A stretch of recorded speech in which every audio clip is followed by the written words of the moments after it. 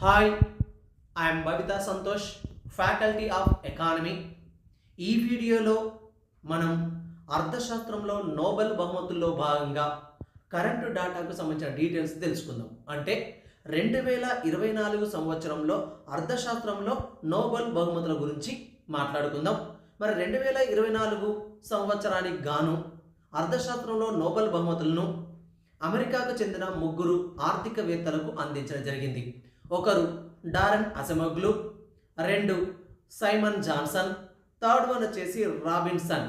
ఈ ముగ్గురు ఆర్థికవేత్తలకు నోబెల్ బహుమతులను అర్థశాస్త్రంలో royal Swedish of sciences academy వాళ్ళు 2024 అక్టోబర్ 14 నాడు ప్రకటించడం జరిగింది. మరి ఈ ఆర్థికవేత్తలు ఏ విధంగా దేనికోసం ఎందుకోసం నోబెల్ బహుమతులు పొందారు అంటే, దేశాల మధ్య అసమానతలపైన కారణాలు ఏవైతే ఉన్నాయో వాటిపైన పరిశోధనలు చేసినందుకు గాను ఈ ముగ్గురు అమెరికన్ ఆర్థికవేత్తలకు నోబెల్ బహుమతులను అందించడం జరిగింది.